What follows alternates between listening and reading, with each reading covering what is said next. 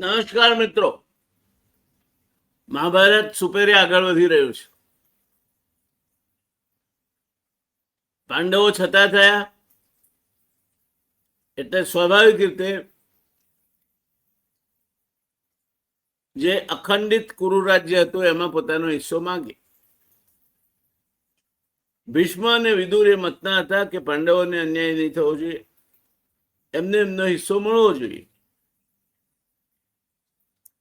દુર્યોધનના પેટમાં તેલ રેડાયું હતું કે આ તો આપણામાં ભાગ પડાવશે. બે ભાગીદારો માંથી એક ધર્મના રસ્તે ચાલતો હોય ને બીજો જયારે વધારે મહત્વાકાંક્ષી બનીને બધું જ પચાવી પાડવાની વૃત્તિથી કામ કરે. કુટુંબમાં બે ભાઈઓ હોય કે બે કરતા વધારે ભાઈઓ હોય, એમાંથી એકાદો વધારે પડતો દુર્યોધનની માફક મહત્વાકાંક્ષી બની અને બધું જ પચાવી પાડવાની વાત કરે, ત્યારે એમાંથી સર્જાય છે મહાભારત. આપણે એ મહાભારતના 36મા અંકોડામાં આગળ વધી રહ્યા છે. દોસ્તો, રાજમહેલમાં દુર્યોધન, કર્ણ, દુશાસન અને શકુની વચ્ચે ગુપ્ત ચર્ચા શરૂ થાય છે. ત્યાં તો મારા આપણે મળેલા ધરતા હતા, જીવતા છે અને પાછા આવી રહ્યા છે. શકુની પૂછે છે દુર્યોધનને કે મામા, આ શક્ય કઈ રીતે બન્યું? લાક્ષાગૃહ પછી તો બધું સમાપ્ત થઈ ગયું હતું. શકુની શાંત રહ્યો. દુર્યોધનના આ પ્રશ્નનો જવાબ તાત્કાલિક શકુની નથી આપતો.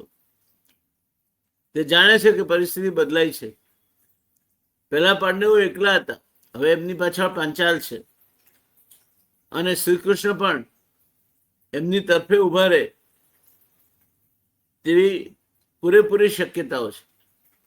આ જોતા બળાબળના મુકાબલામાં પાંડવો સાથે બાત ભીડવી એ એટલું સહજ નથી, એટલું સરળ નથી. એ વાત સાહજિક રીતે શકુની જેવા ચાલબાજ અને મહા કપટી અને બુદ્ધિશાળી માણસને સમજાતી હતી. તે પણ સમજી શકતો હતો કે ખુલ્લો સંઘર્ષ અત્યંત જોખમી બની શકે છે.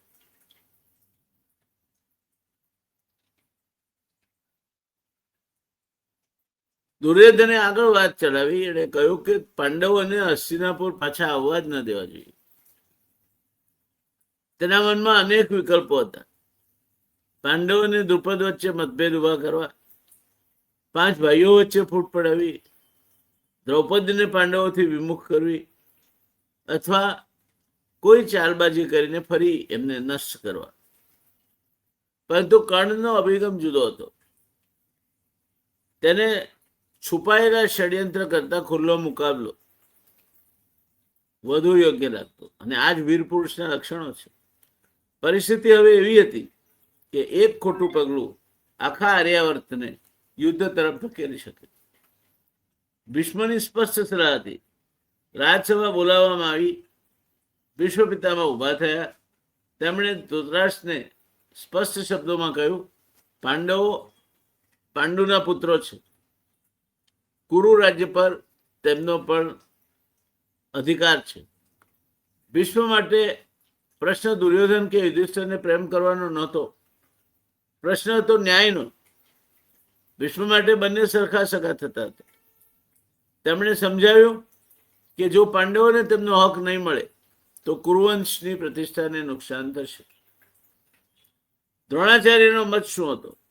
દ્રોણાચાર્યનો મત પણ ભીષ્મની વાતને સમર્થન આપતો હતો. પાંડવો એમના શિષ્યો હતા. તેમણે અર્જુનની ક્ષમતા જોઈ હતી. તેમને ખબર હતી કે પાંડવોને બળજબરીથી દબાવવાનો પ્રયાસ ભવિષ્યમાં વિનાશક સાબિત થઈ શકે છે. દ્રોણનો સ્પષ્ટ સંદેશો હતો, સમાધાન કરો. એક વખતે દ્રૌપદે કૌરવોને હરાવીને તગેડી મૂક્યા છે. ઝેરના પારખા કરવાનો કોઈ અર્થ નથી. વિદુર રાજધર્મની વાત કરે છે. કહે છે કે મહારાજ, જે અધિકાર ન્યાયથી આપવો જોઈએ તેને રોકવાથી વિવાદ સમાપ્ત થતો નથી, તે માત્ર મુલતવી રહે છે. વિદુરની વાતમાં રાજકારણની ઊંડી સમજ હતી. જો પાંડવોને સન્માનપૂર્વક સ્થાન આપવામાં આવે તો કુરુવંશ એક રહી શકે. જો તેમને અપમાનિત કરવામાં આવે તો આજે ટળેલું યુદ્ધ આવતીકાલે વધુ ભયંકર સ્વરૂપે પાછું આવે. ધૃતરાષ્ટ્રની મુશ્કેલી હતી. ધૃતરાષ્ટ્ર ફરી એ જ મૂંઝવણમાં હતા. એ જ એમનું ધર્મ સંકટ હતું. એક તરફ ભાઈ પાંડુના પુત્રો અને એમની સક્ષમતા હતી, તો બીજી તરફ પોતાનો પુત્ર દુર્યોધન અને પુત્રમોહ હતો. જો આખું રાજ યુધિષ્ઠિરને આપે તો દુર્યોધન સ્વીકારે નહીં. જો પાંડવોને કશું ના આપે તો ભીષ્મ, વિદુર, દ્રોણ અને પ્રજામાં સંતોષ ફેલાય. અંતે એક મધ્યમ માર્ગ શોધવામાં આવ્યો. પણ આ મધ્યમ માર્ગ ખરેખર ન્યાય હતો કે પાંડવોને હસ્તિનાપુરથી દૂર રાખવાની રાજકીય ચાલ? તે આપણે વિચારવું પડશે. શું હતો આ મધ્યમ માર્ગ? વિદુરને પાંચાલ મોકલવામાં આવ્યા. તેમણે દ્રુપદને સન્માનપૂર્વક સંદેશ આપ્યો. પાંડવો અને કુંતીને હસ્તિનાપુર પાછા આવવાનું આમંત્રણ આપવામાં આવ્યું.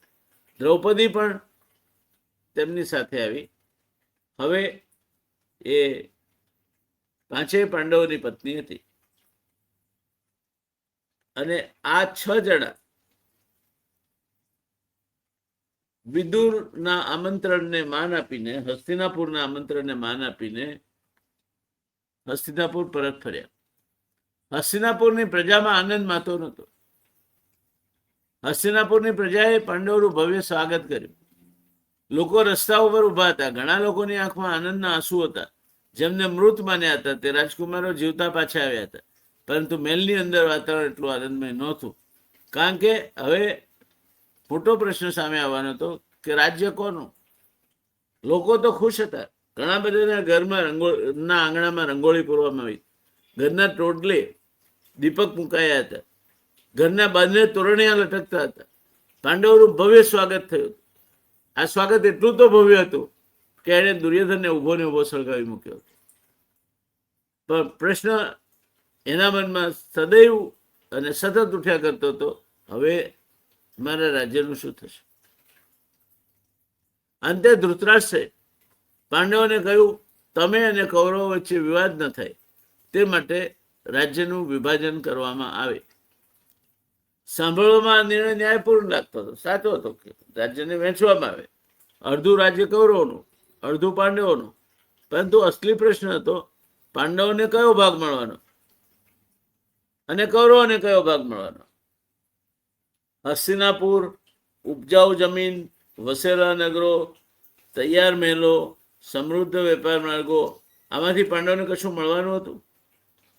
જવાબ હતો સ્પષ્ટ ના.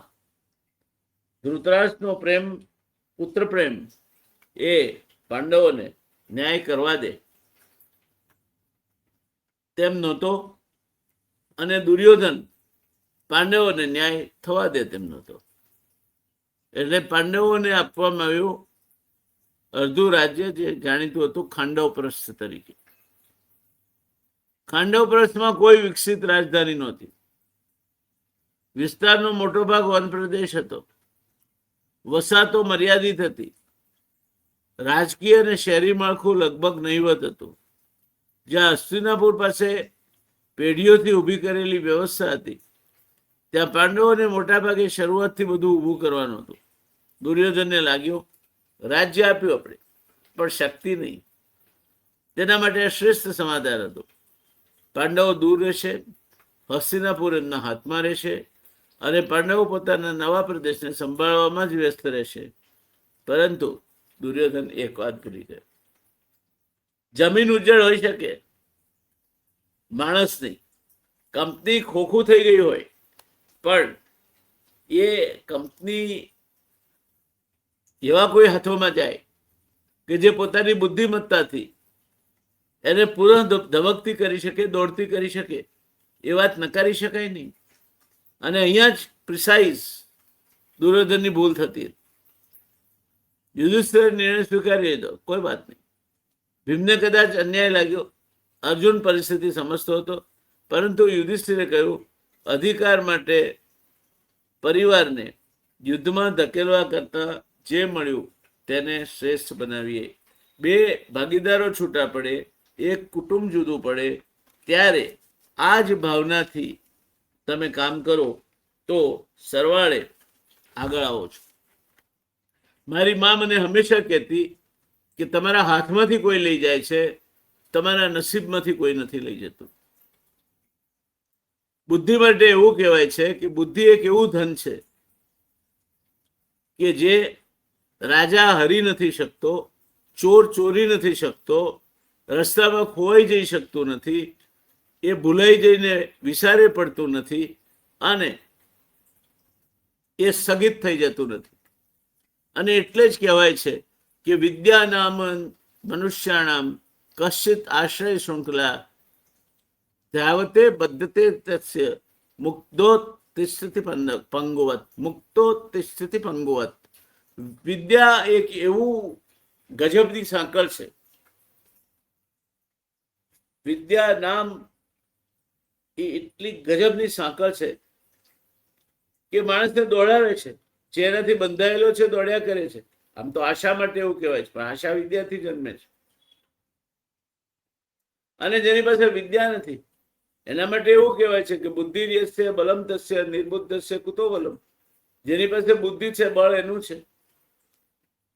અને એવું પણ કહેવાય છે કે સ્વદેશે પૂજ્યતે રાજા વિદ્વાન સર્વત્ર પૂજ્યતે. વિદ્યાનું આ મહત્વ છે. પાંડવો પાસે આ ક્ષમતા હતી, આ શક્તિ હતી. ભાગીદારી જુદી પડે ત્યારે તમે જો તમારી જાત પર મુસ્તાક હો તો તમને અન્યાય થઈ શકે, પણ તમારું નસીબ કોઈ નથી લઈ જઈ શકતું, તમારી બુદ્ધિ કોઈ નથી લઈ જઈ શકતી. કુટુંબમાંથી જુદા પડો ત્યારે પણ તમારું નસીબ કોઈ નથી લઈ જઈ શકતું, બુદ્ધિ કોઈ નથી લઈ શકશે. અને એ નહીં થવા દો તો મહાયુદ્ધ થશે, સરવાળે મહાવિનાશ થશે. કોઈના હાથમાં કશું નહીં આવે. અને પારકાત આપણે તાપવા માટે કેટલાક લોકો તૈયાર બેઠા હોય છે. એ બળતામાં ઘી હોમવાનું કામ કરશે.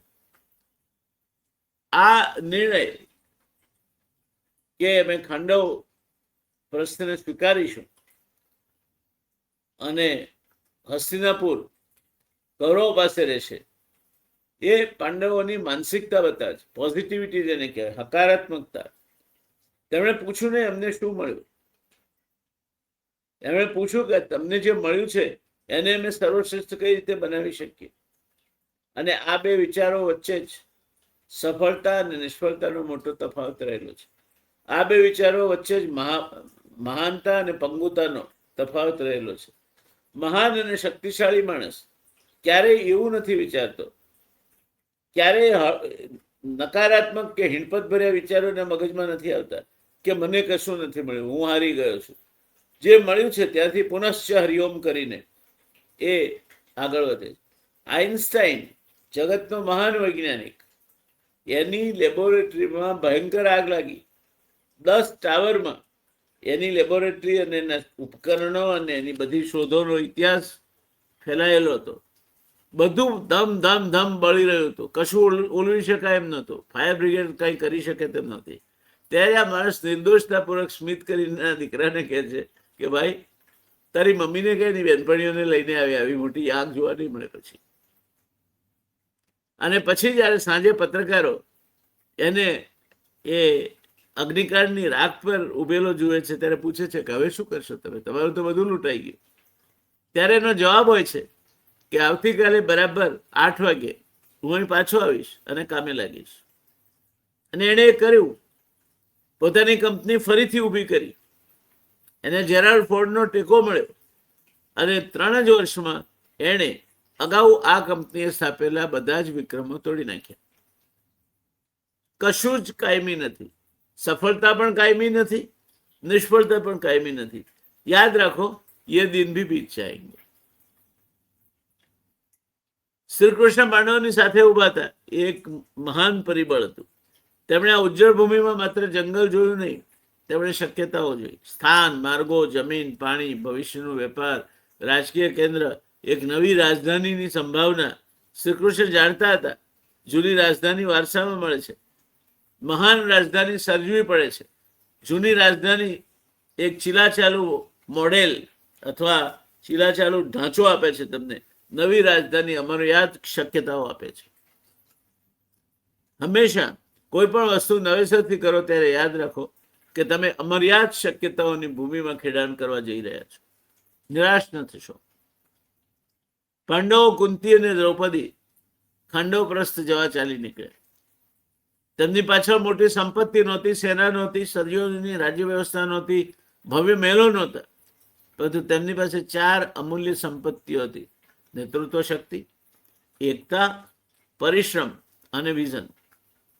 કોઈ પણ ટીમ વર્કની આપણે વાત કરીએ ત્યારે એમાં લીડરશિપ જોઈએ, એકતા એટલે યુનિટી જોઈએ, પરિશ્રમ હાર્ડવર્ક જોઈએ, અને વિઝન એટલે દ્રષ્ટિ જોઈએ. આ 4 વસ્તુઓ જેની પાસે છે એ હંમેશા જીતે છે. ખાંડવપ્રસ્થની ઉજ્જડ ધરતી પર ઉભા રહીને પાંડવોએ ભવિષ્યનું સ્વપ્ન જોયું. આ જ ધરતી પર આગળ ઊભી થવાની હતી એમની રાજધાની, જેની ભવ્યતા જોઈને દુર્યોધન પણ સ્તબ્ધ થઈ જશે. આ રાજધાનીનું નામ હશે ઇન્દ્રપ્રસ્થ. યુધિષ્ઠિરે ભાઈઓને કહ્યું, આપણે ફરિયાદ કરીને હસ્તિનાપુર પાછા નહીં ફરીએ. આ ભૂમિને એવી બનાવીએ કે લોકો અહીં રહેવા પોતે આવે. ખુદી કો કર બુલંદ ઇતના, ખુદી કો કર બુલંદ ઇતના કે ખુદા બંદે સે પૂછે બતા તેરી રજા ક્યા હૈ. તું તારી જાતને એટલી ઊંચી બનાવ કે ભગવાન તને સામેથી પૂછે કે દોસ્ત શું કરવાનું છે મારે તારા માટે. ખુદી કો કર બુલંદ ઇતના કે ખુદા બંદે સે પૂછે બતા તેરી રજા ક્યા હૈ. આ એ એક ઉચ્ચ કોટીના નેતૃત્વ શક્તિ ધરાવનાર વ્યક્તિના, ભવિષ્ય તરફ હકારાત્મકતાથી જોવાવાળા વ્યક્તિના લક્ષણો છે. અને અહીંયા એ લક્ષણો મેનેજમેન્ટની ટર્મ્સમાં આપણે જોઈએ તો તમને જોવા મળે છે. નિરાશ ના થશો. ઇમ્પોસિબલ શબ્દ છે, એને જુદો પાડો. સ્પેલિંગ શું થાય? IMPOSSIBLE, જુદો પાડો તો I am જુદો પડશે. Impossible means I am possible. Impossible શબ્દ જ એમ કે છે કે હું શક્ય છું. શક્યતા ઊભી કરવી તમારા હાથોમાં છે.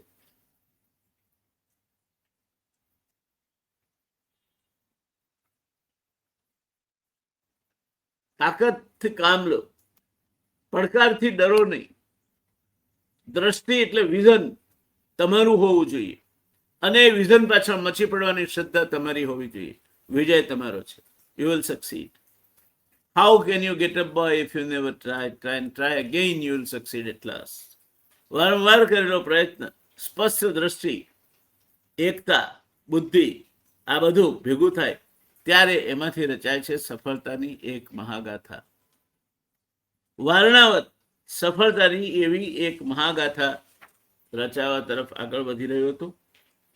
ત્યાં શરૂ થયું હતું નગર નિર્માણ, માર્ગો, જળ વ્યવસ્થા, નિવાસ, બજારો, કિલ્લેબંધી, વહીવટી માળખું, ખેતી અને વેપાર માટેની વ્યવસ્થા. ધીમે ધીમે ઉજ્જળ ભૂમિનું સ્વરૂપ બદલાવા માંડ્યું. પાંડવોને જે પ્રદેશ તેમની નબળાઈ બનશે એવી આશાથી આપવામાં આવ્યો હતો, એ જ પ્રદેશ એમની સૌથી મોટી શક્તિ બનવાનો હતો. ખાંડવપ્રસ્થની ઘટના, મહાભારતની ઘટનાને મેં જુદી રીતે મેનેજમેન્ટની દ્રષ્ટિએ જોઈને તમારી સામે મૂકી છે. દોસ્તો, તમને શું મળ્યું છે તમારા હાથમાં નથી, પણ તમે એમાંથી શું બનાવશો એ તમારા હાથમાં છે. ખુદી કો કર બુલંદ ઇતના. તમારી ઈચ્છા શક્તિ એટલી દ્રઢ હોવી જોઈએ, મજબૂત હોવી જોઈએ. દ્રષ્ટિ એટલી સ્પષ્ટ હોવી જોઈએ કે તમને પક્ષીની આંખ જ દેખાય. અને કઠોર પરિશ્રમ વગર કશું મળતું નથી, ને મળે તો ફળતું નથી. કઠોર પરિશ્રમનો કોઈ વિકલ્પ નથી. સફળતા પાછળ કઠોર પરિશ્રમ જોઈએ. અને એટલે જ આપણામાં કહેવાયું છે કે સિદ્ધિ તેને જય વરે, સિદ્ધિ તેને જય વરે જે પરસેવે નાય. જે માણસ પરસેવાથી નાય છે, પર એના પરસેવાના પાણીમાંથી સિદ્ધિનો પાયો નખાય છે. તો તમે પડકારને તકવા ફેરવી શકો છો. પાંડવોને તૈયાર રાજધાની નહોતી મળી, વારણાવતમાં બચ્યા.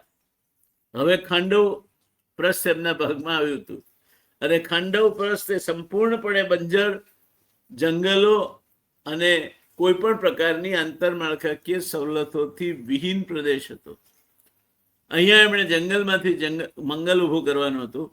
એમની પાસે ઐક્ય હતું,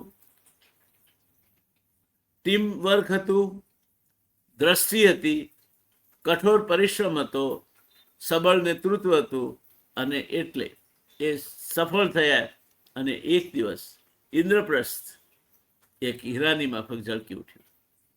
મેનેજમેન્ટ અને નેતૃત્વનો ઘણો મોટો પાઠ આપણને આ પ્રસંગમાંથી મળે છે. આ પ્રસંગમાંથી મહત્વપૂર્ણ પાઠ મળે છે. Don't complain about the strong point